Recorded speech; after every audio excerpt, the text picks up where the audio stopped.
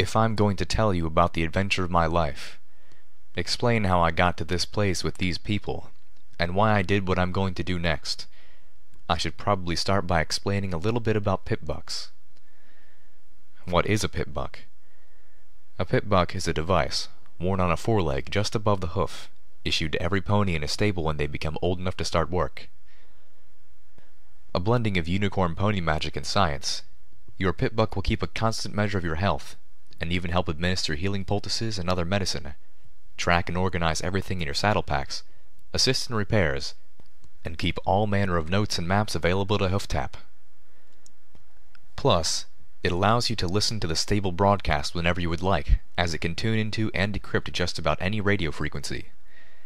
And that's not all. A pony's pipbuck generates an EFS, eyes forward sparkle, that will indicate direction and help gauge whether the ponies or creatures around you are hostile. And perhaps most impressively, a pipbuck can magically aid you in a fight for brief periods of time through the use of SATs, Stable Tech Arcane Targeting Spell. Oh, and a feature not to be forgotten, it can keep track of the location of tagged objects or people, including the wearers of other pipbucks. So if a pony somehow got lost, don't ask me how you could get lost in a stable, but it does happen on occasion. Then any pony who knew the lost pony's tag could identify them instantly. It can even be made to glow like a lamp. So, yes, pipbucks really are a testament to unicorn pony arcane science. And yes, having a pipbuck is a big advantage. So, with how wonderful and miraculous all that just sounded, it's hard to impress upon ponies who never lived in a stable just how ordinary, how pedestrian, a pipbuck was in the eyes of the ponies living in stable 2. And why I was disappointed to have one as my cutie mark. Every pony in stable 2 had a pipbuck. All that stuff I mentioned, most ponies don't even use half of that.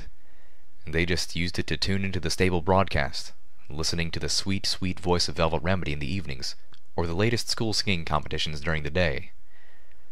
The stable had 2 soccer leagues, one which allowed SATs and one which prohibited it. Otherwise, most ponies paid their pipbucks almost no attention at all. The overmare issues each pony their own pipbuck on the day of their cutie mark party, usually a day or 2 after you get the mark on your flanks that tells every pony what makes you special, what you're destined to be good at. Once it shows, the overmare knows what work to assign you. You know your place in the stable. So, no, I was not thrilled that what made me special was something that every pony had, which was a lot like being told I wasn't special at all. Sure, getting a pipbuck as my cutie mark could have meant I was destined to become an awesome pipbuck repair filly or something, but in reality it was like getting a cutie mark of a cutie mark. Didn't help that I was also the last pony to get her cutie mark. Not surprising in retrospect. Kinda tough to find out what you're supposed to be good at, when what you're supposed to be good at is something you don't get until you found out what you're supposed to be good at. So I tried everything. I even tried to invent new things. As a unicorn pony myself, my innate magics allowed me a level of fine manipulation that Earth ponies didn't enjoy. Any pony can hold a key in their teeth and open a lock, but using tools in a very delicate operation? That requires precision levitation. So I decided to learn to pick locks with a bobby pin and screwdriver. And I was even getting pretty good at it. Unfortunately, it didn't get me my cutie mark. It just got me in trouble. I even, to my humiliation, went through the CAT, cutie mark aptitude test, in the hopes it would guide me to what made me special. But no. My cat was utterly average, with only marginally higher scores in a couple areas, indicating that I might be suited for work as a pipbuck technician or stable loyalty inspector. 2 options, I should note, that were even less impressive when you consider that it was generally expected that unicorn ponies got into either technical or administrative work. That is, except the unicorn ponies who are natural artists, like Velvet Remedy. As I said before, our inherent magic allows us the sort of fine manipulation that technical work demands. Likewise, the Overmare and her government were always unicorn ponies. It is the Overmare's unicorn magic, after all, that creates the false sunlight used to grow our underground apple orchard.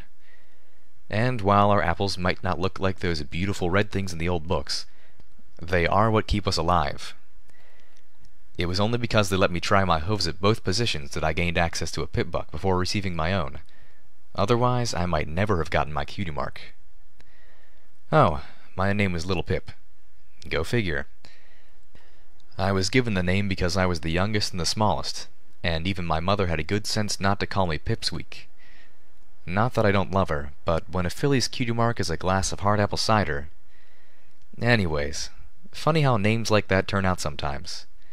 Pleased to meet you. Here's my story.